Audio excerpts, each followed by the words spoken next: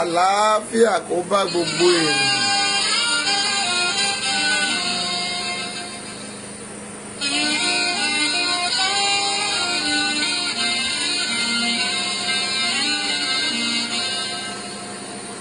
Àdúrà mi ló gbà, àdúrà mi ló gbà.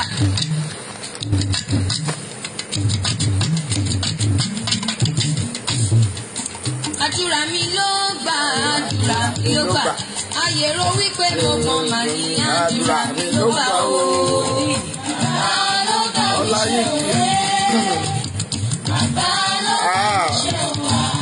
Ọláyọmí Kòìkì, Lion of the Judah, Lion of the Jungle. Ọkùnrin takuntakun lójú ìjà. God bless you, sir. Happy Good Friday. Ẹ ò ní kú fọ́ Táyọ̀. Kòìkì mo rí ẹ̀bẹ̀ tó kí ẹ. Gbòòsà gbòòsà gbòòsà fọ́mà kí. Bẹ́ẹ̀ la máa fi ṣe.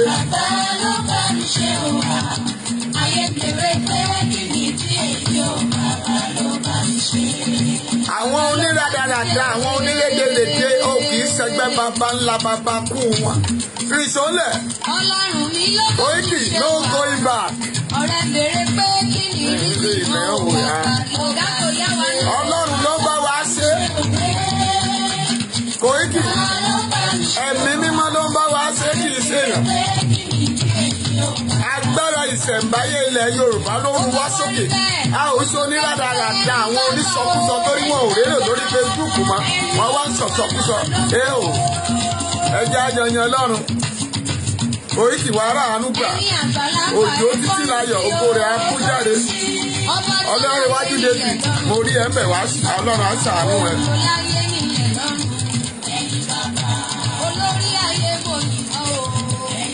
Ọmọ Táyọ̀ Ayọ̀ Ọláwàárà àánú gbà. Ọlọ́run iwájú David oko rẹ̀ á kú jáde. Kòìkì no going back. Nigeria must fall. Ó ti ṣubú pátápátá. Kàngó kàngó. Kàngó kàngó. Evangelist Victor. Ẹ̀rọ ànúgbà. Máa mi Mátúndé. Ìyá mi nù mí. Àwọn màmá tó ju màmá lọ tó ń gbà kúnlẹ̀ àwọn màmá. Johnson kúnlẹ̀ wàrà ànúgbà. One and only my wife. Bùsítáyọ̀ wàá rògolo. Òjò títí láyọ̀ ẹ̀ mà káàbọ̀. Máa mi Mátúndé up here Yorùbá nation. No going back, we standing for life. Jẹ́ máa rí up here Yorùbá nation rẹ̀ máa tẹ̀ ẹ́ kó máa lọ bẹ́ẹ̀.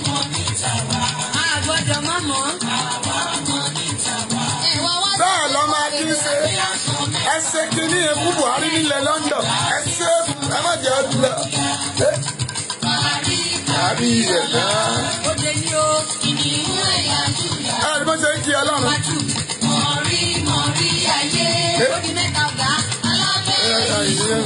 Àti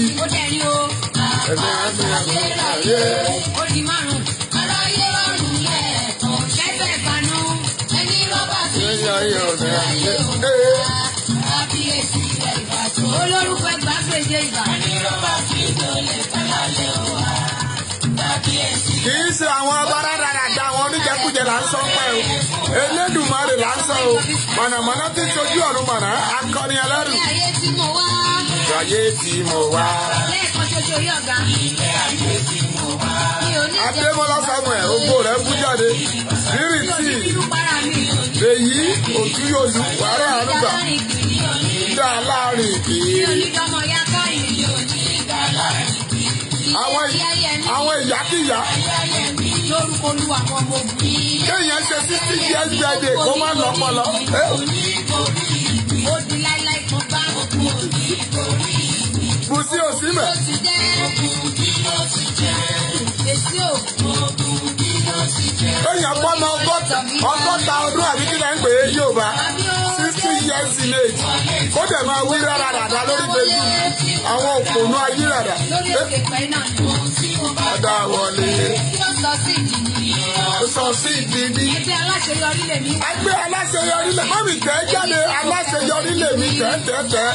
Ìwọ tó o bá mọ̀ pé aláṣeyọrí ni ẹ tẹ̀ síta kí ẹ máa rí aláṣeyọrí ẹ̀. So shall it be, Jesus. Amen. Ìyẹn ẹ̀yìn. Ó ṣe lọ rí nìyẹn. Ó parí ọ̀rọ̀ wa. Ó jẹ́rìí ọ̀gá mi. Parí. Ẹgbẹ́ ròyìn ayọ̀ yìí náà. Yorùbá Nation. Good news. Ayé ń bẹ síbẹ̀ o. Ayé ń bẹ síbẹ̀ nílẹ̀ wa. Káńsì wà o. Ẹ̀ka sì wà ẹ̀múwé wá. Nílé ọ̀gá àgùntàn. Ẹ̀ka sì wà lọ́yọ̀ọ́. Jésù ń fẹ́ tẹ̀lé. Ẹ̀ka sì wà lóńdó. Ó ṣàfẹ́ràn rẹ̀ náà ni. Ẹ̀ka ẹlẹ́sẹ̀ ìwọ. Ó fẹ́ tún ayé ẹ̀ ṣe. Gàní ló ti ronú pé ọ̀rọ̀ yẹn á ti gbà wọlé. Ọ̀rẹ́ má kọ̀ fẹ́ rẹ̀ rárá. Ẹ má kàn fẹ́ ilẹ̀ Yorùbá àwùsọ̀tà ara wa máa gbà ẹ́ wọlé. Ò bá òbí ládàradà jù bẹ́ẹ̀ lọ.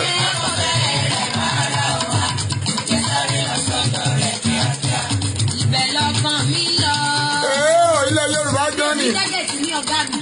Mi ní tájẹ̀tì mi ilẹ̀ Yorùbá gangan ni. Ojú ẹ̀ ló wà. Ibẹ̀ lọ́kàn mi lọ ilé olóògbé. Ẹ jẹ́ àjọ Jósẹ́ wọlé. Rẹ̀mí lọ. Èmi kò débẹ̀ sí mi lórúkọ. Ìjọba ọkàn. Ilẹ̀ Yorùbá yẹn.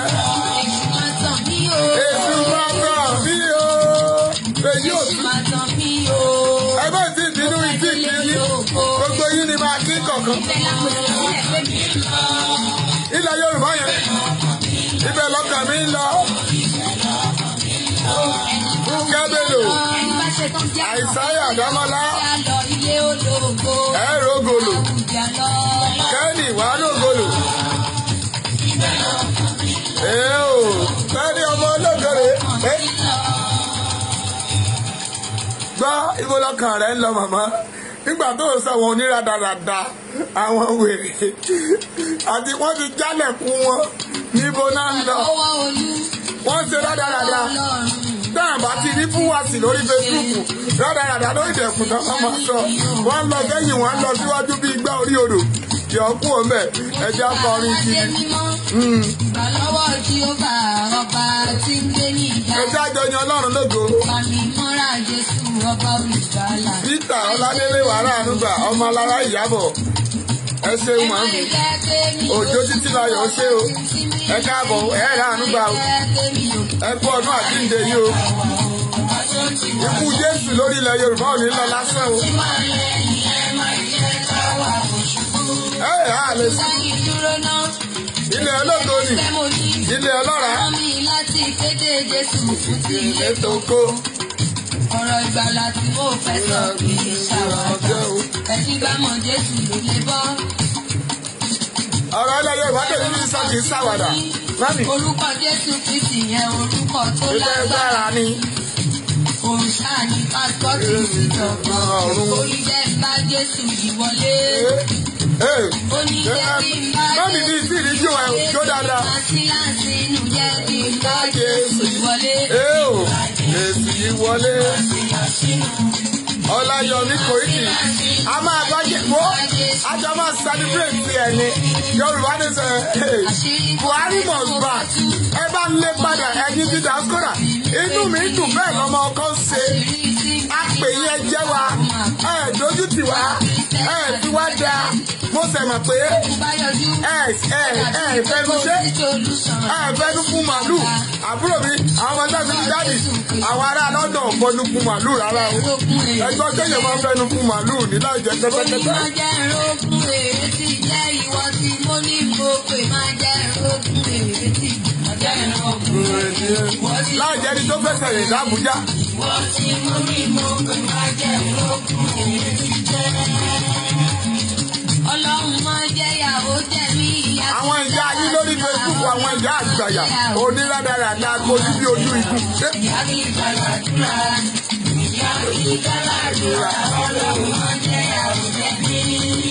ẹni tó bá kọjú síbi tí ayé kọjú sí lọ́nà wà fún ṣùgbọ́n ayé kọjú sí ìwọ kọjú síbi mọ́mí o mọ̀ pé ó ti ya wèrè.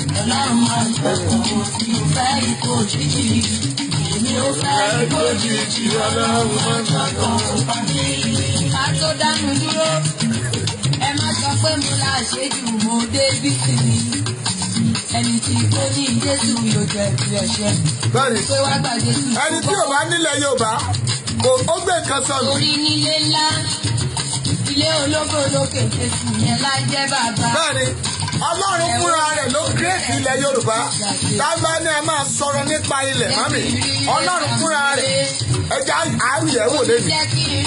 A máa yànnà náà.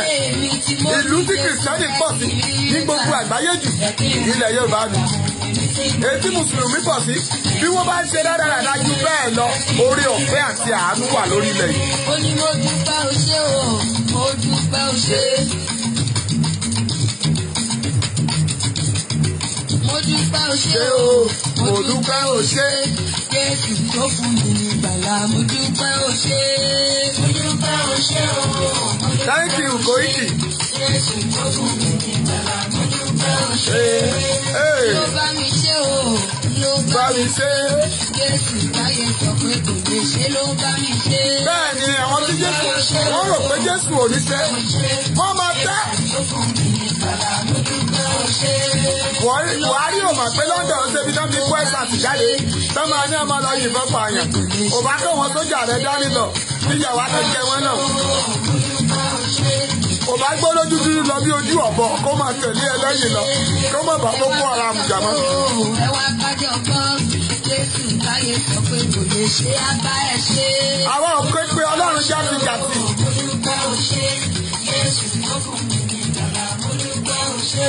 Nítorí Ọlọ́run májẹ̀mú wà ń bẹ̀ mami.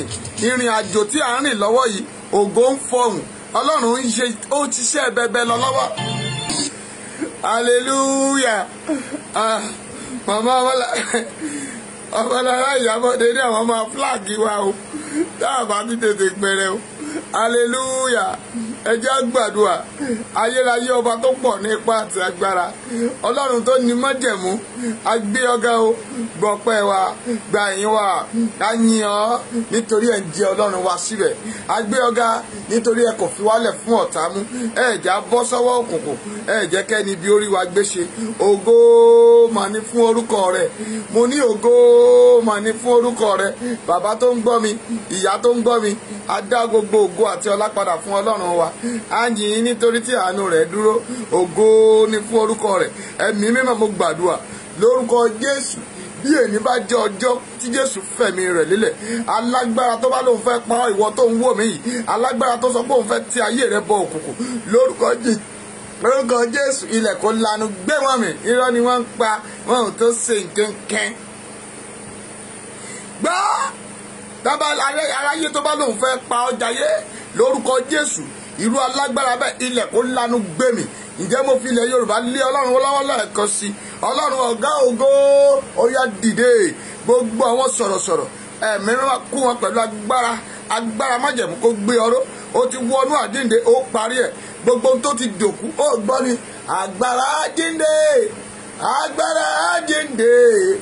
kó wọnú ayé mi lọ agbára àjíǹde ó yẹ kó wọ inú ayé rẹ lọ bíbo Jésù bá wọnú ńlẹ̀ láago 3 tó kọjá díẹ̀ gbọ́ ó sẹ̀mí rẹ̀ nù lórí igi àgbélébú láyàjọ́ ọjọ́ náà wọ́n sìnkú rẹ̀ nígbà tó di ọwọ́ ìrọ̀lẹ́ mami lọ́jọ́ kẹta ó jí dìde ògo àti àṣeyọrí rẹ táyé gbà lọ́wọ́ rẹ ìwọ tó rí àmì ṣe bí Jésù bá jí dìde ní ìwòye ọ̀túnla lórúkọ Jésù ó yá wọnú ògo lọ ilẹ̀ Yorùbá ó yá dádúró ó ní sọnù bẹ́ẹ̀ ló gun ọ̀run wí o Jésù náà agbára wa àmín àmín àmín lórúkọ Jésù.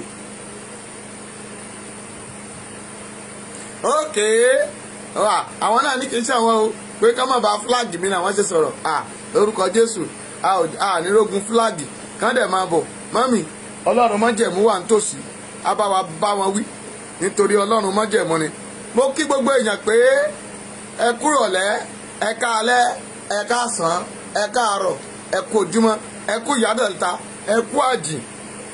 Sorry. Gbogbo ènìyàn náà la kí o pé ẹ ṣeun bí ẹ ṣe ń wọlé. Ẹ dákun ẹ máa bá ń sí ẹ máa bá ń pín, ẹ máa jẹ́ kó máa go abàlẹ́sẹ̀ sọ, ẹ jẹ́ kó máa go fara. Bẹ́ẹ̀ ni lórúkọ Jésù ẹ ó ra àánú gbà, ayé ò ní pa ẹlẹ́kùn o, ní tí ò ń gbọ́ tínú rẹ fi ń dùn. Mọ́mì aládùn wọ́n ní tẹ́gùn ẹni bá jó orí ayé atọ́kùn. Inú mi dùn sọ́wọ́n ọmọ ilẹ̀ Yorùbá. Àsìkò yìí ni mo mọ̀ pé Ọlọ́run ọ̀gá ògo, àpátápàrà, ẹni àsáyà, ẹni tó mọ̀ mí mọ̀ ọ́ láti inú ìyá rẹ̀ wá, pé ó lè dá sí ọ̀rọ̀ ilẹ̀ yìí. Ó ti pẹ́ tí mo ti ní ẹ lọ wádìí rẹ̀ wò. Mọ́mì, ọ̀rọ̀ yìí kọjá àwọn oníradàradà, àwọn àǹtí wa 60 years tí wọn ò mọ ohun tó kàn. Ẹ ṣe jàre, mo súre fún gbogbo àwọn tó ti jáde sí ọ̀rọ̀ Buhari nínú London pé ẹ ò ní sọ ẹ̀mí yín nù. Ògo àti àánú yóò dìde sí láti ẹrí ẹni tó bẹ̀rẹ̀, àtẹni tó dàgbà jù, àtẹni tó kéré jù. Ẹ ò ní mọ́wọ́ òfo wálé o. Ẹ ó ṣe rere. Àṣìṣì káàbọ̀ wàrà àánú gbà. Ẹ ṣe púpọ̀, inú mi dùn. Bẹ́ẹ̀ lọmọ ọkọ ń ṣe. Mami, ọ̀rọ̀ àjàsà lálẹ́ yìí. Mo ní Tinubu lọ́kàn. Mo kọ àkọlé pé bẹ́ẹ̀ làwọn ọmọ ọkọ ń ṣe.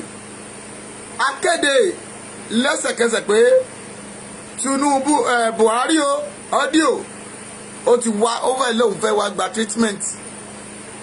Ó ní ẹ jáde ẹ lọ pàdé ẹ̀. Fúlàní ń pààyàn, wọn ò fún ní treatment. Fúlàní ń yín ipò pa àwọn èèyàn. Wọ́n pa Abọ́rọ̀dé, wọ́n pa Àlájà yẹn, wọ́n tún pa ìyá tó ń lóko ẹ̀. Àwọn tá a rí nìyẹn o. Àwọn tí wọ́n ń pín lórí fídíò ńkọ́ kọ́ hospital sí Nàìjíríà. Àwọn dókítà tí wọ́n tún gba ẹ̀jẹ̀ ìbí àwọn ọmọ ọlọ́mọ ni. Gbogbo dókítà sá kúrò Nàìjíríà, wọ́n sá lọ ilé òkè òkun. Òun la Amẹ́ríkà sọ yẹn pé àwọn máa dẹ́kun káwọn ọmọ Nàìjíríà má wàá ṣe dókítà nílùú wọn mọ́. Àdùn ní padà, ayé ò ní pa yín lẹ́kùn mọ́. Ní tó ń dùn máa yín kò mà ní dẹ̀fọ̀ fún yín. Bẹ́ẹ̀ lógun ọ̀run sọ o. Gbọ́ mi mọ́mì bàbá tó ń gbọ́ mi, mi ò ní gbà wá lákòókò torí àwa náà máa fara lélẹ̀. Ṣùgbọ́n mo fẹ́ kó mọ kinní kan, òun ni pé tá a bá ń sọ̀rọ̀, àwa kọ́ là ń sọ. Tí sọ̀rọ̀sọ̀rọ̀ bá practice ọ̀rọ̀ rẹ̀, mọ́mì tó bá ti dé orí screen yìí, tó bá jẹ́ ẹ̀mí Ọlọ́run wà nú ẹ̀, ó máa divert ẹ̀ lọ síbi mi. Ṣùgbọ́n àwọn aláìmọ̀ kan ẹ ṣe o, wọ́n ní ká jàgbọ́n sí kọ́, ẹ ṣe jàre. Ìtí mò ń sọ ni pé bí ènìyàn bá gbólóhùn bí ọ̀jẹ̀, tẹ́mi Ọlọ́run bá ń bẹ nínú rẹ̀, ó ní èmi máa kú ahọ́n rẹ bí ọmọ ti kún aláboyún. Ẹ̀mí kan ń bẹ nínú àwọn gbogbo àwọn sọ̀rọ̀sọ̀rọ̀ tó jẹ́ pé bí wọ́n bá ti bẹ̀rẹ̀ kò sí ìdádúró mọ́. Mo tún kí gbogbo èèyàn lẹ́ẹ̀kan sí pé ẹ ṣé o, ẹ kú ìfọmọ ènìyàn ṣe. Tọ́pẹ́ Ajífólókùn, ẹ ra àánú gbà. Prince Ọláníyì Àlàdé, ògo yín ò ní wọlẹ̀. Mami ṣe. Ṣebí mo sọ síwájú, mo ní Tinubu à ń bọ̀ o, ìrètí a kò lọ́nà ló jẹ́ apẹ́. Kété tá a bá ti fi bàbá rẹ̀ Buhari tá ti bá mi lé padà sí àyín.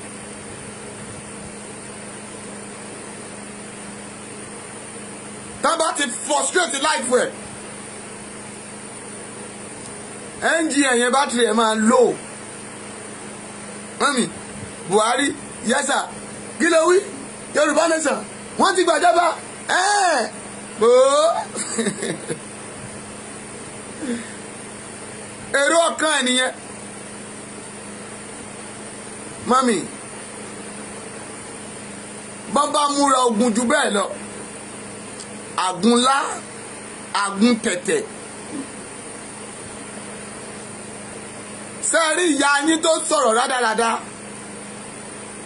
àbúrò àwọn kan ni ẹ̀yin ẹ fi ilẹ̀ àtúwàsíwẹ́ fún gbogbo àwọn sọ̀rọ̀sọ̀rọ̀ ni pé ẹ fi ilẹ̀ tí ò bá ti rẹ́nìyàn dáhùn lóhùn yóò wọ̀ bí ọbẹ̀ tí wọnú páànù Bọ́lárìnwá yóò ní pẹ́ o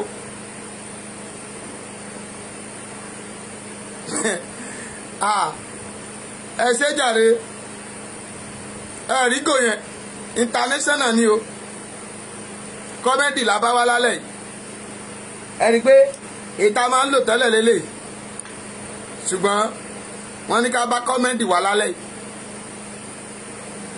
ètí Buhari kọrí sí wa nìyẹn lórúkọ Jésù àwòrán ànúgbà mo ń sọ̀rọ̀ lórí Tinubu ọmọ ìyá wèrè bàbá tó bí wèrè tó bí asínwín táwọn olórí burúkú dẹ̀ ń tẹ̀lé lẹ́yìn èmi ti sọ àsọtẹ́lẹ̀ pé bó bá fẹ́ o bó bá kọ̀ lóòótọ́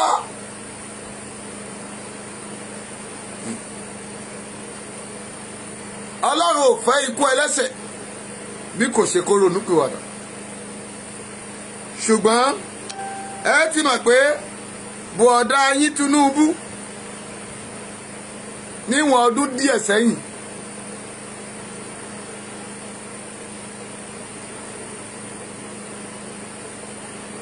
níwọ̀n mo fẹ́ fi kiri kan wọ̀nyí ni o ẹ wo àwòrán yìí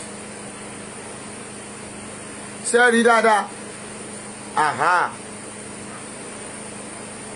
ẹ rí sẹ́ńtẹ̀nsì tó wà mẹ́ bọ̀dá yín Tinubu bí gòtì ẹ̀ lèmi o ẹ rí tó sọ nínú àkọlé ó ní I didn't believe in one Nigeria Nàìjíríà kan ṣoṣo tó ò bìlífù nú ẹ̀ ń gbà yẹn ọ̀rọ̀ Nàìjíríà tó ní ká pín gbà yẹn olórí burúkú ara rẹ̀ ò tí ì máa kówó jẹ ń gbà yẹn kò tí ì mọ bó ṣe ń lọ ń gbà yẹn kò tí ì ní àwọn ọba ọ́díò ń gbà yẹn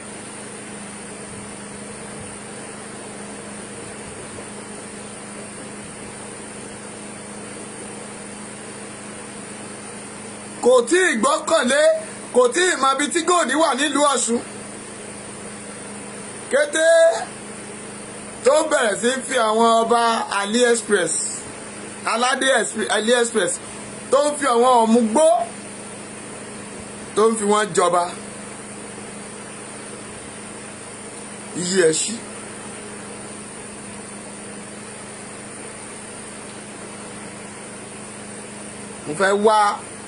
mo fẹ́ wá látorí ayé ẹ̀ kò tí ì mọ̀ pé ìrìn àjò tá a rìn yìí kò mọ̀ pé ó máa di báyìí ó rò pé tá a máa mú gbà yẹn tá a máa ń gbé jùlẹ̀ ìmọ̀ tún ìmọ̀ jọ ìmọ̀ ẹni bí oníṣẹ́ lè wà lórí ìmọ̀ tún ìmọ̀ jọ ìmọ̀ ẹni bí oníṣẹ́ lè wà lórí ìwọ tó gbá mi orí rẹ ò ní gbàbọ̀dè tó bá rí àmì ṣe máa tẹ like máa tẹ love mọ́ mi mo ti sọ fún ẹ bó bá ti ń tẹ like tẹ love yẹn ó yẹ kẹ́ ti màrùn mi lórí kíní yo tẹ bá ti ń tẹ mọ́ mi ẹ̀ ń jíjà mi nù ni.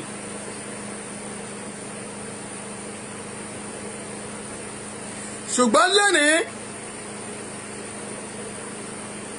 olúwagbóhùn mi bẹ́ẹ̀ ni ayẹni ó ṣe ń wá pírẹsidẹ́ǹtì lẹ́nìí ó ń wá pírẹsidẹ́ǹtì lẹ́nìí ṣùgbọ́n gbà yẹn kò bìlífù ìwọ Nàìjíríà ṣé ẹ ti rí àwọn ọ̀gá olè olójú kòkòrò okòwò èkó jẹ tán odidi ọdún mẹ́jọ ó lóun dá LCDA lẹ̀ LCDA kan náà ilé ní ibi tẹ́ ẹ ti mọ̀ pé gbogbo allocation tán fún Lagos State àpò wèrè ojúyọbọ yìí ló ń lọ o.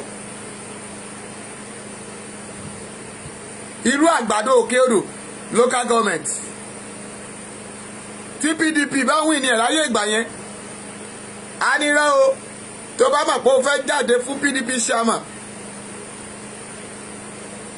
Àlímọ̀ṣọ́ ni kò ti lọ gbápótí òun lòun ní èmi ni mo dá Àgbàdo lẹ̀ èmi mo sì dá Òjòkòrò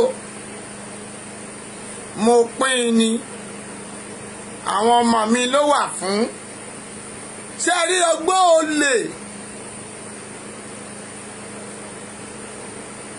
that means àwọn local government chairman yẹn wọ́n kówó wa jẹ ni. ẹ dákun ibo lẹ tọ́ka sí àwọn tó fẹ́ parí tí àwọn local government chairman ní Lagos State tí àyè wọn tó ń tẹnu bọ́pọ̀ lọ́wọ́lọ́wọ́ yìí àwọn yìí wọn ò dìbò wọn o ó kà pàṣẹ àwọn tí wọ́n wà níbẹ̀ tẹ́lẹ̀ ẹ jẹ́ kán padà síbẹ̀ torí wọn ò ráyè lo àkókò wọn torí pé Ambode ò já ń rówó kó jẹ Ambode fún wọn lọ́rùn kò fún wọn lálòkéṣọ̀n ṣùgbọ́n lè nìkan a ò tí ì kẹsẹ̀ sódò wàhálà ń ṣẹlẹ̀ ńbẹ̀ ṣèbó òun náà ti ń kọ̀bọ̀ fáwọn ọmọ àwọn ọmọ gànfẹ́ náà ti ń fìbọn fọ́ orí ara wọn yẹn. Àgbàdo Òkè Odò local government à ń bọ̀ o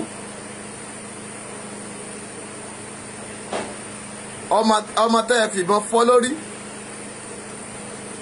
a máa gbé yín o Àgbàdo Òkè Odò ọmọ tẹ́ ẹ fìbọn fọ́ lórí ẹ wá sọ o torí mọ̀ pé ọ̀rọ̀ yìí ó ti déwájú ìyá kan ló bí irú ọmọ yẹn o but mi ì tí ṣetán Fọlákẹ́ wàrà ànúgbà Abídèmí Ògúnrẹ́ afọ́hùn ò ní jábọ́ lórí àkàbà ṣògo.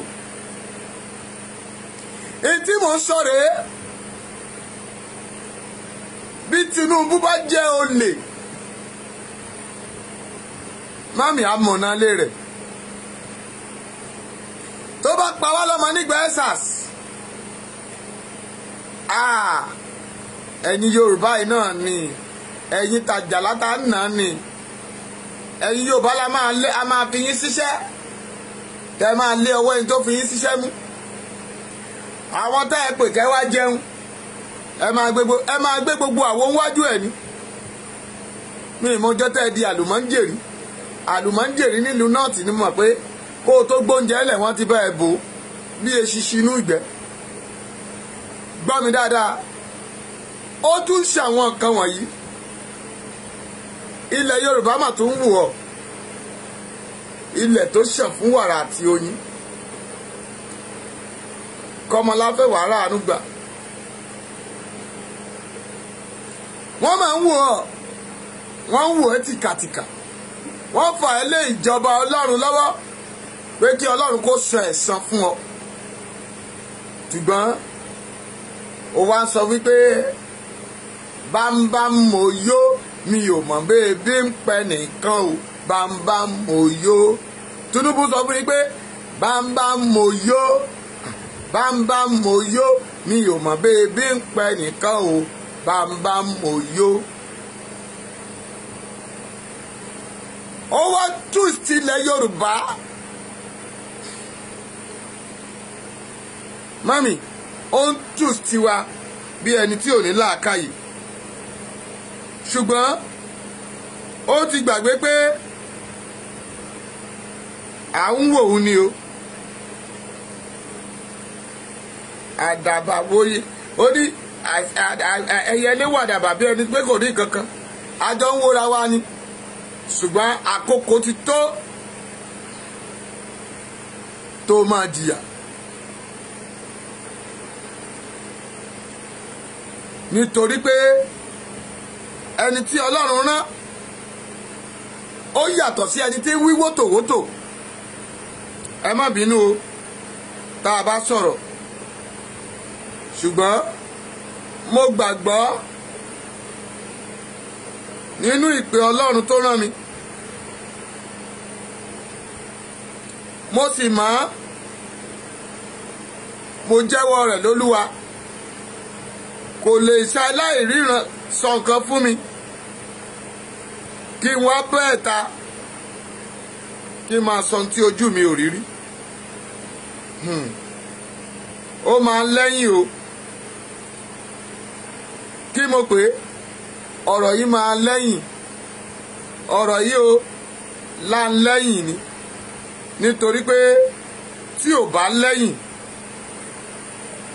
ó máa dàbí pé àwọn èèyàn a máa ṣe ṣùgbọ́n mo gbàgbọ́ pé gbogbo wa Ọlọ́run ló rán wa Abíọ́lá ẹ̀ka alẹ́ mọ̀ ṣùgbọ́n kiri kan ni mo fẹ́ jẹ́ kí ọmọ Yorùbá kó practice ẹjẹ́ aláforítì ẹ má jẹ́ máa ṣe bí ọ̀gá tó bá jẹ́ pé gbogbo aṣọ tó bá ti rí òun lòun máa ń gbà láyé ẹ̀.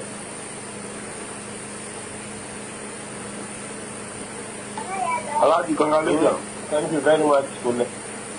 Mo fẹ́ jẹ́ o gbọ́ mẹ́sẹ̀gì yìí dáadáa mo fẹ́ kó fetí balẹ̀ èdè òyìnbó ká lè gbọ́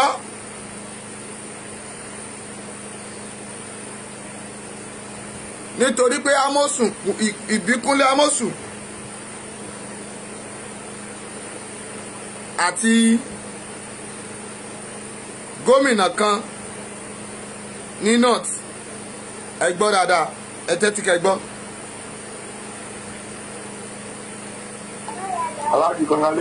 Thank you very much, Kule. Thank you very much.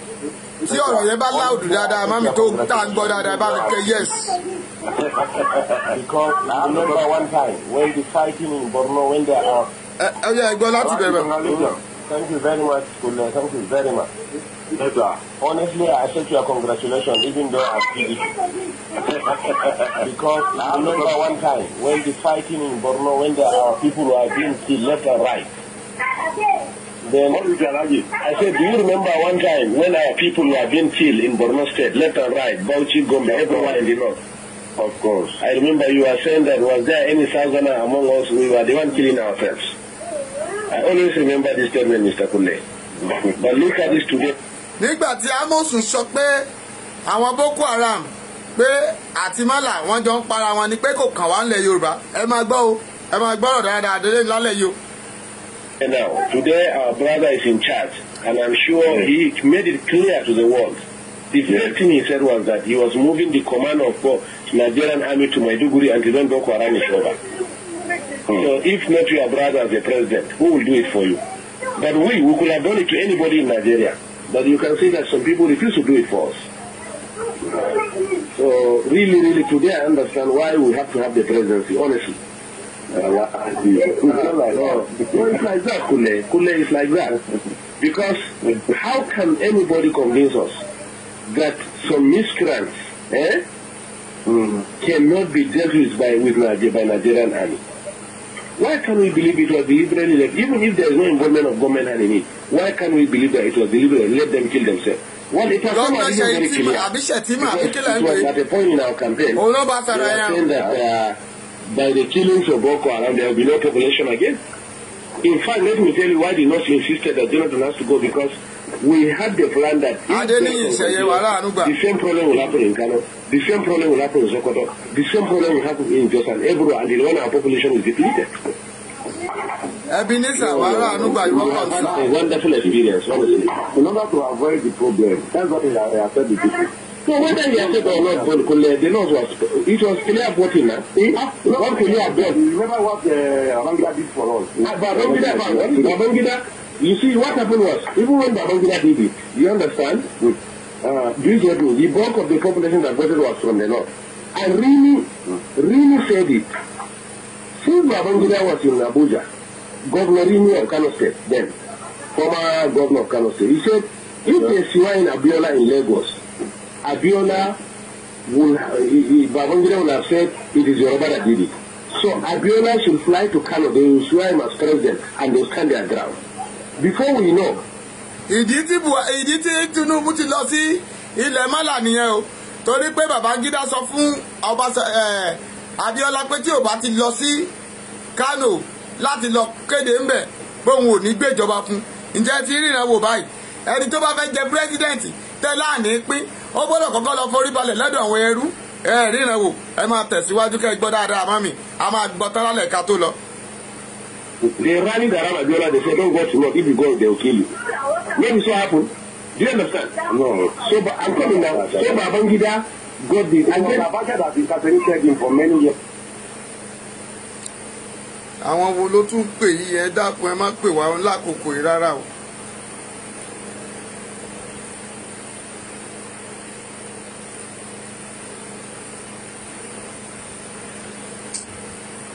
Àwa yẹn wa wọn kì í gbọ́ ká má pè wá.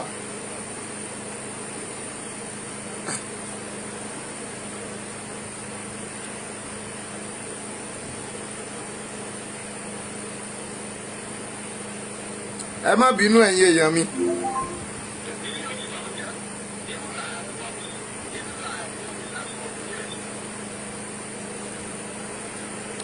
The video model. Aux input model. The Bluetooth device is ready to pair.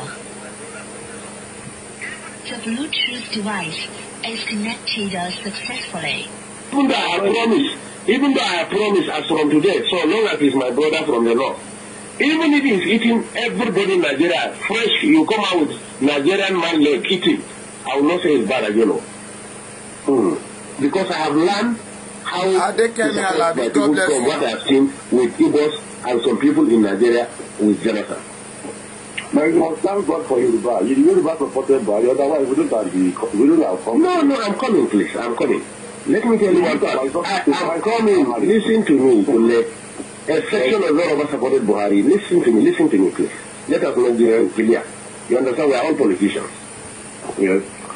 The Tinebus, since 1960s, since the Oyibo left the country, Yoruba is on one word. You are first Yoruba before you are a Muslim, you are a Christian or Nigerian. Yes. So or not so? You are right. Are you? Okay. Yes, you are right. Now, all along, a Yoruba man, whoever he is, whether Muslim or Christian, preferred anybody in the south to rule him than a Hausaman from the north. That's the truth about it. So, fortunately, I'm coming, sir. Let me. The center is controlled by non-Muslim, non-Northerners. Are you getting me? And Jonathan, fortunately for the North, Jonathan decided to use religion and slice the Yoruba to the extent, for the first time, Yorubas were divided religiously. Hey. To the extent Muslims Yorubas stood their ground and said they were not supporting Jonathan. They even refused to attend the meetings of the Jonathan. The papers are there, their statements are there in the papers. So or not so, sir? No, that's the truth. It is there. That's the truth. It's there. Even when he went, there were some few Muslim leaders who met Jonathan. The land of Western Nigeria or Yoruba land came out clearly and said no, they disagree. Do you get me? We know the population of Yoruba close to 80%, or let's say close to 60% are Muslims. This man considered we read it and we had them saying it. So that succeeded in dividing the Yoruba themselves.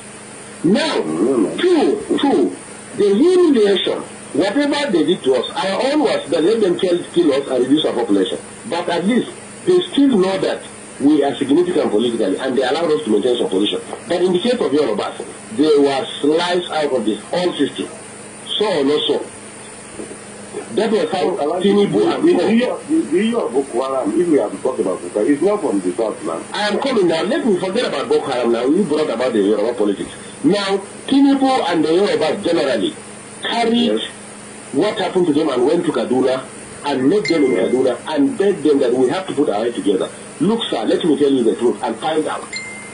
At a point, the Yoruba, being humiliated under Jonathan, were even considering to cut off and put their Oduduwa Republic. But they realized if they do that, the Igbos were completely in charge of finance, civil service, security, and everything. If they do that, now East and the North are enjoying exactly, I'm coming now. The Yoruba olóòtú bí ó ní àwọn tó wà nínú nọ́ọ̀tì. I'm coming, yes. The Yoruba Ìyẹn ni pé àwọn gómìnà wa mà. at the point realize that if they cut off, the Igbos will finish them. If they stay as it is and Igbo continue ruling, they will be completely finished. Before Jonathan, significant part of the economy, who are the accountants are Yorubas, who are the judiciary and lawyers are Yorubas, who are the civil service are Yorubas. Today you can't find any one of them. So or not so. So that's why the Yorubas say, even if we want to leave this country, we must get this power out of the hand of the Igbos and reposition ourselves. You know, they're not really benefited from that. Hey, we have the calculations of the we agree. What can he do? He must now. He must. He wouldn't do just that. He must. He knows that we can do it. He must deal with us. So that was why the Yoruba said no. Whatever it is. So but what I assure you, let's keep on praying for President Buhari. We have learned our lesson. We have been in our area here now. We have learned our lesson. We pray for the prophet because he can our success. No, to tell you the truth, the northern people, notwithstanding the presidency, honestly, the trust at least of the southeast is finished.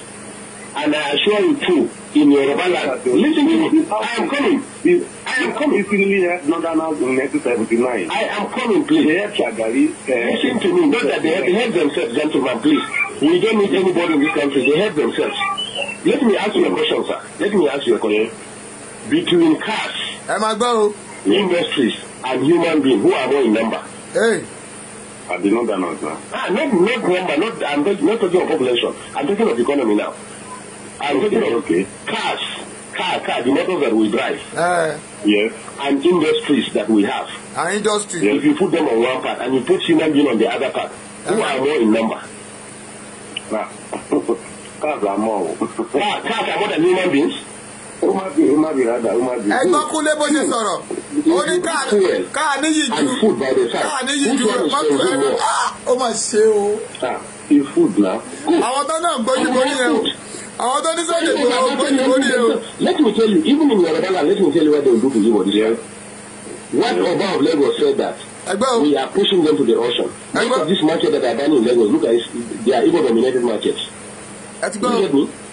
In fact, some Yorubas were telling me when I was in Lagos last weekend that it is we, the Northerners, when we are in charge of Lagos, central capital, that open room for Igbos to come and dominate them. And it's over now. All the businesses Igbos are doing, we are going to bring it and do it. Fashola for the past 5 years have refused to approve any industry, especially pharmaceutical, to Igbo people. Find out. You are right. Do you get me? Right. So the Yorubas in these 4 years, that's what we are saying ourselves. If we in the north want to be useless again, let us be. But the Yoruba people in the 4 years, they want to control their land completely. That's why Buhari have to sign that Lagos is going to be given special status. We are going to have a kind of semi-regional system. Lagos is going to have special status. It means nobody again will control Lagos. The indigenes of Lagos are the ones that are going to control Lagos. They can form land policies. Do you get me? They may decide to say, you as a Yoruba man in Lagos, you will pay 5,000 naira per annum for a land. Me as a Hausa man, I will pay 10,000 naira. Igbo man will pay 1 million naira. This is what they are heading for. Do you get me? So, now, unfortunately, again, the attitude of the Igbos have made the illiterate Northerners who have not gone to school to realize now, I say they are powerful. They are the one who give these people land to stay. They are the one who give them food by the power of God. They are the one who accommodated them by the power of God. Do you get me? Yes. Since Igbos can turn around and humiliate us, look at what they did to us. Those people that they assemble about 400 of them and call them Boko Haram. Do you understand? Do you know that they pick them one by one? They are not moving in convoy. They made some of them to drink their urine. We also have to come and meet the president and tell him that one person is tọ́rọ̀ yẹn bá yé eyín dáadáa torí ọ̀rọ̀ tí tá ń lọ lálẹ́ yìí ibi tó síbẹ̀ ni. You are in Nigeria, I'm in Nigeria. Rochas was actually brought up in the north.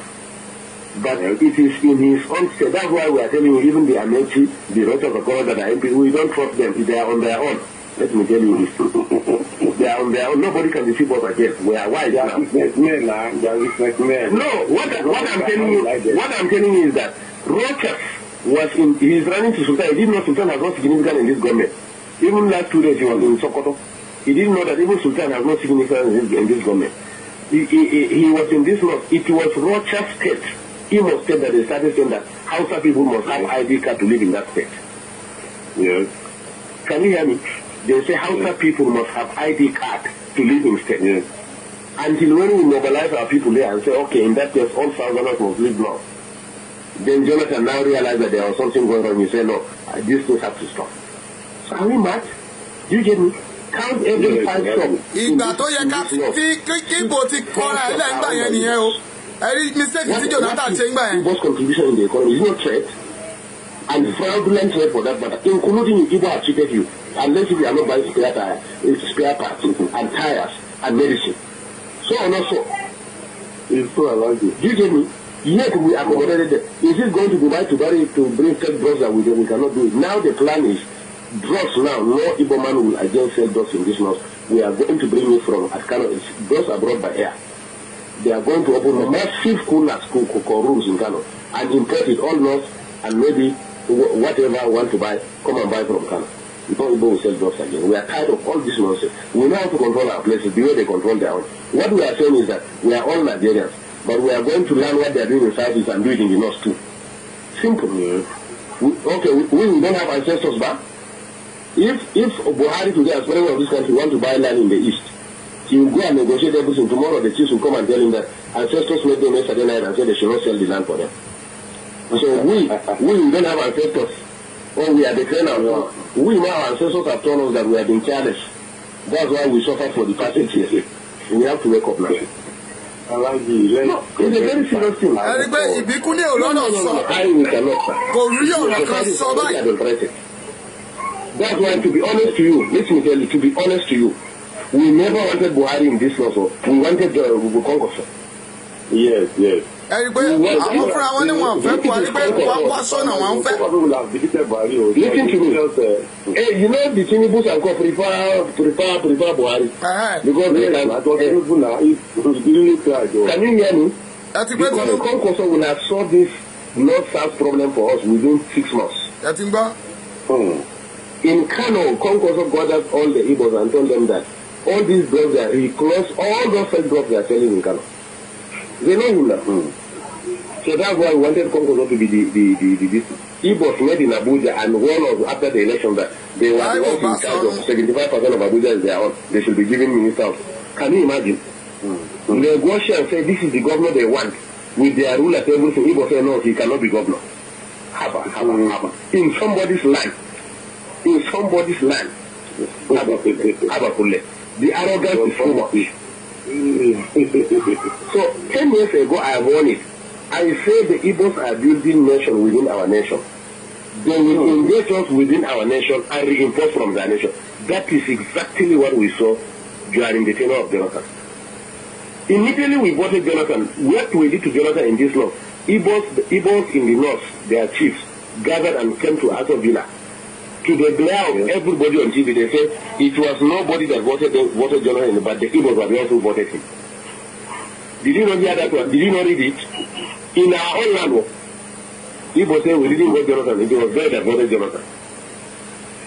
2, before elections again, they gathered themselves and came and met Jonathan and met in Abuja and said that they are directing all Igbos in the north must vote Jonathan. We don't mind. Let them vote anybody. But can you do that in the southeast? The state of the voting. Let me answer this. Amina alaikum salam. Alaji. We call talking tonight, Alaji. Thank you. Can you hear me? In the southeast, all houses in the southeast were prevented from voting. Find out. Yes, find out. But yet in our own land, they will stand and say that. It is their problem that forced Oba of Lagos to say that if the try to frustrate the decision of the Yorubas, they will send them to Ocean. And I'm telling you, after 4 years, at least not we are liberal, but in the southwest, after 4 years, Igbos can never be useful and relevant again in the southeast. Wait and see. ẹ ti gbọ́ ìdí tẹ́ fi lọ ń pa àwọn Igbo dànù lẹ́ni ní iná pàwọ́ dànù báyìí nìyẹn o. The plan of APC is that they are going to make alliance of northwest economic development. The west has the ocean. Can you hear me? Yes. The north has agricultural produce. Yes.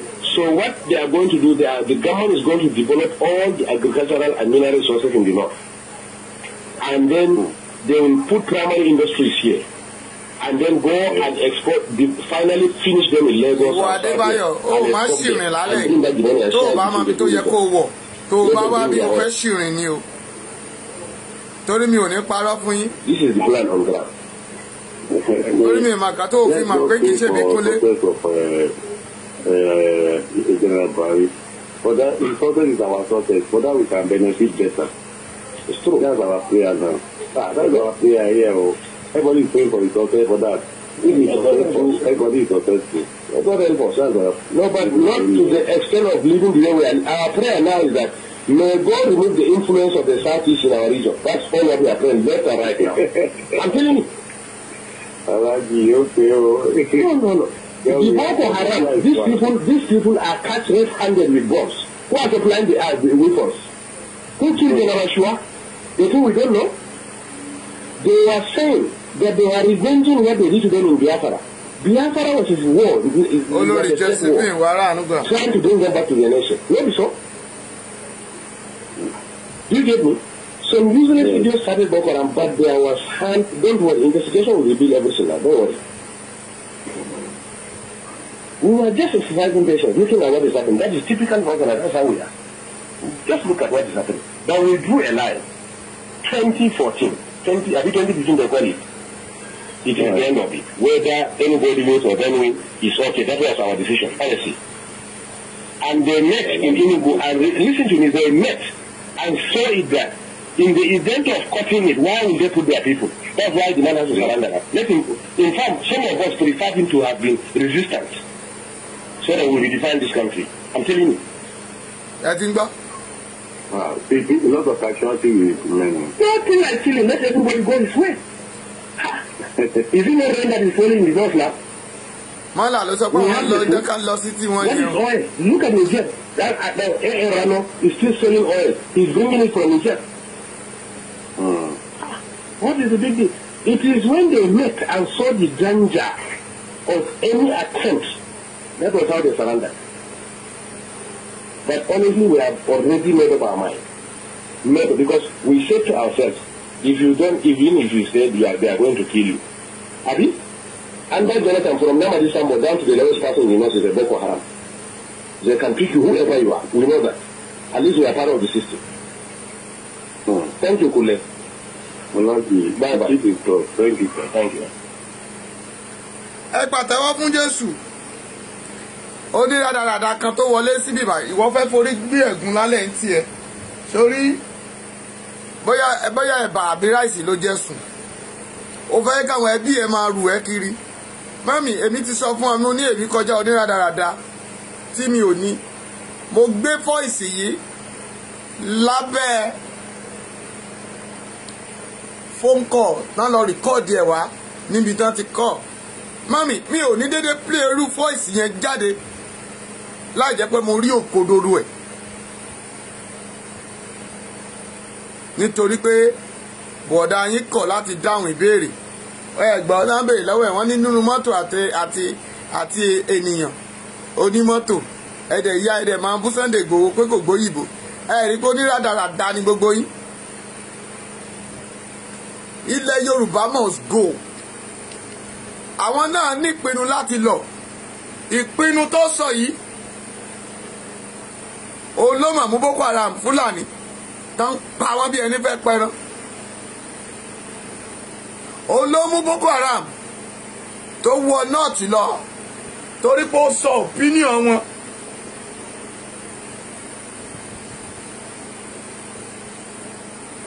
jáde pé àwọn náà máa dá dúró.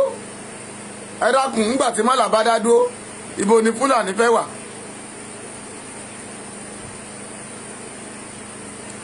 Ìdí nìyí náà fi ń para wọn. Torí pé Ọlọ́run májẹ̀mú ẹni tó ní ohun gbogbo ó sì mọ ohun gbogbo. Ṣùgbọ́n ta ló ń fìyà jẹ wá? Ta ló ń da ilẹ̀ yìí rú? Ṣé Buhari ni gẹ́gẹ́ bí bàbá yẹn ti sọ, àbí Sanwó-Olú, àbáwọn gómìnà wa? Àdàpè la máa ń sọ pé ó ń fẹ́ wọ̀, olè ló lè jẹ́. Tinubu olè ni.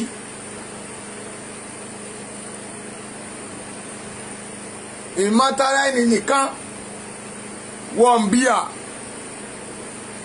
Ó ti wá agbára, ó ti rí agbára, ó ti di láǹfoyè jẹ, láàfọba jẹ, gbogbo ẹ̀ ló ti di.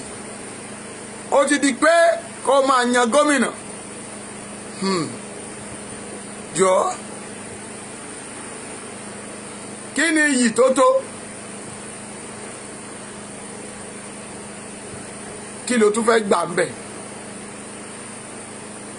Ramata Odúayọ̀, kí ni wọ́n fẹ́ gbà ń bẹ̀? Aláǹkọjú sọ́nà Òṣòdì, ẹ̀yìn lẹ́ni kọjọ́ sọ́nà Ṣàngó. Aláǹlọ́nà Mile2, ẹ̀yìn kọjá sí di ọ̀nà Maryland. Ṣé ẹ rí pé òpònú ayéràdà ní aláìlérè bì kan? Ẹ kú ó ní ọ̀tẹ̀, ìwọ tó ń sọ̀rọ̀ ọ̀tẹ̀ yẹn. Fọ̀tẹ̀ yẹn lẹ̀. Sọ̀rọ̀ gidi. Samuel Abiodun, ẹ̀rọ àrùngbà bàbá mi.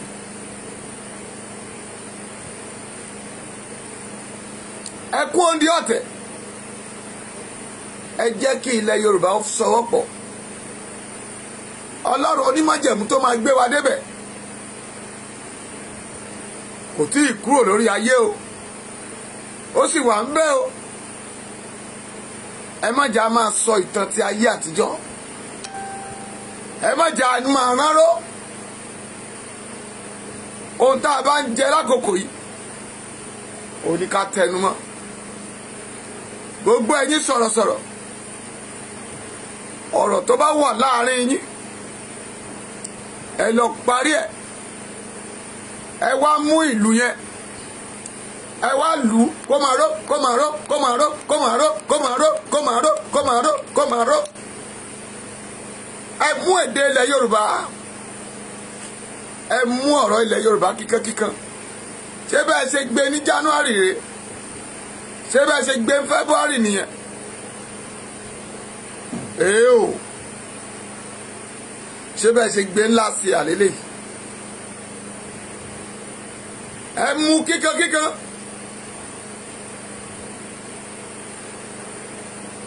Ẹ wọ ní kíkankíkan. Ẹ sọ̀rọ̀ gbáǹkọ́gbì ìlú wọn. Ẹ jẹ́ ká mọ̀ pé a ti ṣetán.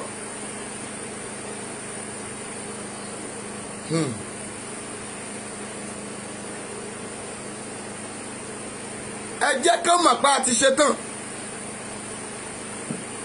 Mọ́mì, bàbá tó ń gbọ́ mi, a ti fọ̀nà lélẹ̀. Bàbá lè sọ pé káwọn ọmọlẹ̀ Yorùbá lọ gbìnà ya nílùú London, tó bá lè dìde. Tọ́wọ́n èèyàn lè máa sọ pé out of 1,000 plus people 99% ti ṣetán. Kí la wá ń dúró mú? Ẹ já tẹ̀síwájú.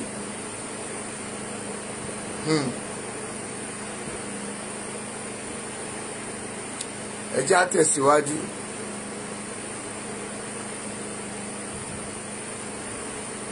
Ó mà ṣe o.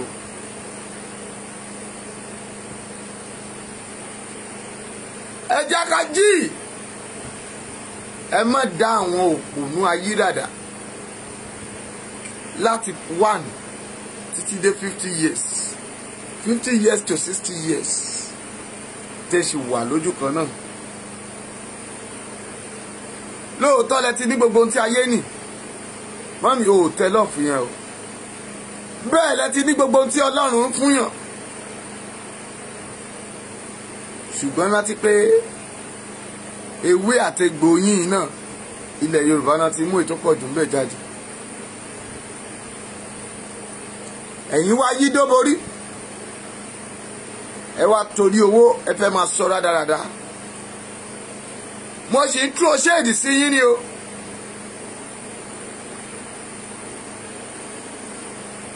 Ẹ sábọ̀dù àbí kí náà ń pè yín. Ṣé mọ̀ páwa ògbóyìnbó àdẹ̀ríran òṣèkúkúṣẹ̀ máa bú wòlíì àwọn afọ́jú. Ṣùgbọ́n nǹkan kan lèèyàn fi ń ṣàṣemọ̀. Ṣé abọ́dẹ̀rìn àbí kí náà ń pè ẹ́? Tó o bá rí bí kọjú sí tó rẹ ni tó fẹ́ gbówó àgbo rẹ mọ́, torí pé ń ṣe àwọn èèyàn owó rádaràda mọ́. Ibi tí Yorùbá nation máa gbà lọ́la àwọn èèyàn fókọ̀sì lé lórí. Ó wá ti rí pé o ò rí fúwàsì, o ò dẹ̀ máa fowó ẹ̀ ra fúwàsì. Ṣèbọn náà máa ń fowó ra fúwàsì, èmi ò kúkú máa ń pa ẹ̀. Gbọ́ mi dáadáa, tó bá jẹ́ pé lóòótọ́ náà máa ń fowó ra àwọn èèyàn tó ń wò wọ́n, ẹ bá mi tẹ yes. Lórí ìgbà tẹ́yẹ̀ kan mọ́ mi kan sọ fún mi lọ́sọ̀ pé ìyá yín ò rówó ra fúwàsì mọ́ o. Òun ló jẹ́ kó máa japoró. Ìjọ́ wo lẹ ṣẹ̀ṣẹ̀ ọjọ́ ìbí náà? Wọ́n ní ọjọ́ ìbí títà ń ṣe, wọ́n ní kó máa fi wá sí ipò ọgbọ́n. Mami, kí ló dé tẹ́ ẹ̀ wá ní ọgbọ́n? Kí ló dé tó wá jẹ́ pé orí ìkànnì yìí àfi kẹ́ ẹ máa ṣe rádaràda láyé yín lẹ́fẹ́? Kì í ṣe irú yín ló yẹ kán báǹdì ọ̀tẹ̀. Lóòótọ́ ẹ kí Yorùbá lẹ́yìn, ẹni agún àwọn ọba, ẹ ṣe bó ṣe wù wọ́n, àwọn oníjẹkújẹ nìyẹn. Kí ló dé tó wá jẹ́ ilẹ̀ Yorùbá yìí gan? Ó dẹ̀ ní ìwọ ní sọ̀rọ̀sọ̀rọ̀. Ìwọ ni Lion of the Judah. Ṣùgbọ́n ó gbàgbé pé ó fẹ́ parun. Wọ́n ní odò tó bá gbàgbé orísun ẹ̀, gbígbẹ ló máa gbẹ. Omi fẹ́ tán lẹ́yìn ẹja ẹ̀.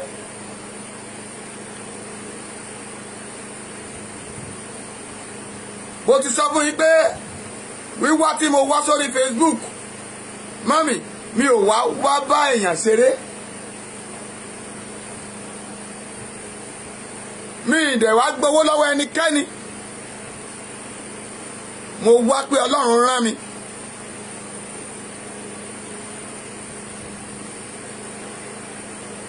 Ṣùgbọ́n ẹ tó bá ṣàṣe láṣe, a ò ní ká dáná yín kẹ́ má kẹsẹ̀ tí o. Ẹ ní ká gbọ́jà yín kalẹ̀ ká ló bí wa nínú. Ṣùgbọ́n kẹ́ wá ní ilẹ̀ Yorùbá ló kù tẹ́ fẹ́ máa fi ta yín. Ẹ ti ṣetán àti parun. Adìyẹ ló ń bá yín tàn tẹ́lẹ̀.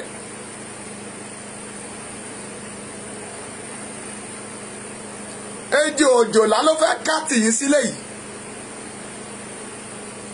Paramọ́lẹ̀ ló fẹ́ ṣá àwọn ọmọ rẹ̀. Torí pé ó fẹ́ ṣẹlẹ́yà. Èèyàn kan ò ní gbèpè dànù lọ́wájú Ọlọ́run. Kí adániwáyé mọ́ ètí ṣetán ni.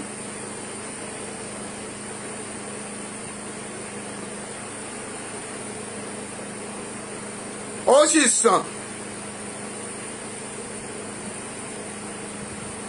Ó sàn ju pé kó padà ń bẹ̀ ju kó ṣègbé lọ. Ṣé sábọ́ọ̀dù àbí kí ni wọ́n ń pè ẹ́? Bàbá rẹ bóyá Tinubu bóyá àbúrò ẹ bóyá bàbá ẹ dẹ̀ ni bàbá lákú ẹ ni.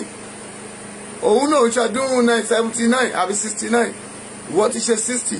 Ọdún 9 ló sì gbà lọ́wọ́ ẹ̀.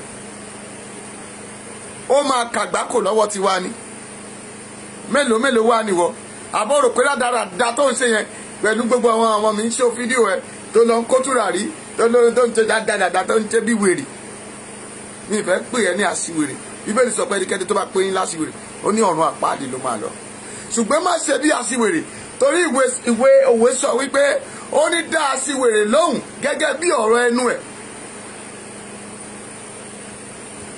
ọlọ́run ni kòbókò fún aláìgbọràn ẹni tó bá ń jà kó lọ parí ìjà ọlọ́run mi fẹ́ bínú ilẹ̀ yorùbá kọjá tí ẹ̀ mú ṣeré tó bá bú ọba ọ̀dọ̀nkìá tó bá bá wọn èèyàn àdọ̀nkìá ṣùgbọ́n kó wá kẹ́yẹ̀ kan wá ní yorùbá yorùbá wo náà fẹ́ gbà yorùbá ìtẹ̀sẹ̀ yamayama wo náà fẹ́ gbà ṣé o fẹ́ parun ni lójijì ni.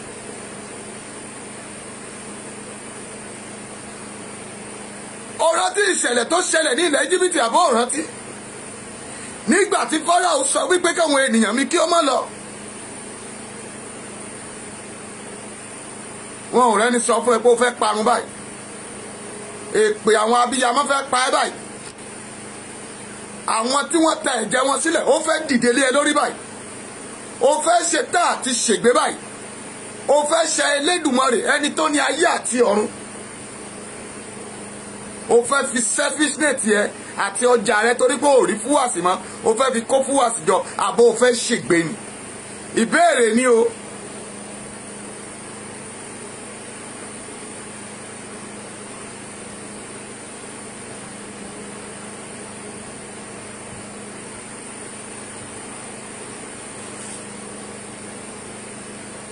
Ọlọ́run ti intervene already Ọlọ́run ti dá sí already ó ní ọmọ ìgbé òrìṣà ṣe bí ẹ tí ó ṣègbé torí pé ẹ máa ṣègbé láti ni.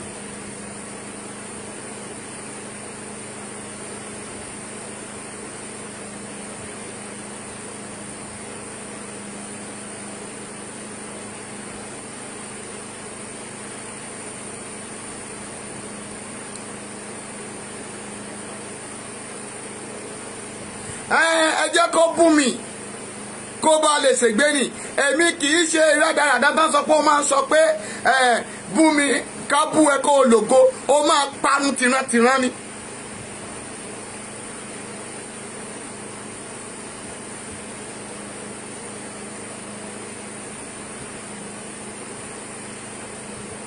Evangelist Fúnkẹ́ Ìgè ẹ̀rọ ànúgbà.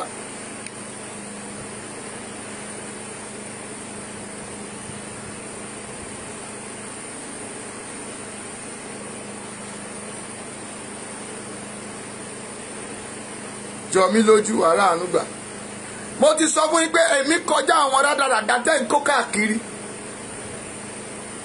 tẹ́ ń fi ìgbóná bára yín jà tẹ́ ń sọra yín sínú epo gbígbóná tẹ́ ń nira yín lára èmi ti kọjá yẹn o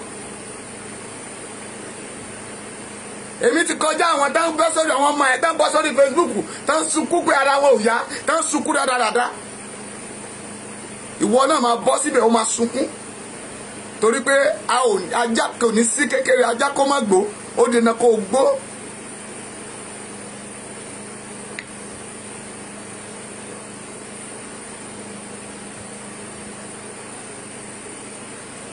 Ọlọ́run tó ní agbára nítorí Ọlọ́run tó níná ó ní ológun lólúwa ológun lólúwa ajagun ṣẹ́gun ni orúkọ rẹ̀ ológun lólúwa ológun lólúwa ológun lólúwa ajagun ṣẹ́gun ni orúkọ rẹ̀ ológun lólúwa. àwọn tó ń bá ẹ fà á tẹ́lẹ̀ yẹn wọ́n fọwọ́ ra lórí ẹ fi ra yín ṣeré bí eré ọwọ́ ẹ fi ra yín wá fún wàsí ni àbí kí lẹ máa ń pè é èmi ò gbọ́ yìnbó ṣùgbọ́n Ọlọ́run gbọ́ èdè ẹnu mi tí mo bá fi ọ̀rọ̀ tí mo sọ yìí tí mo bá fi bọ́ Ọlọ́run bá fi dọ́gba ó máa dá.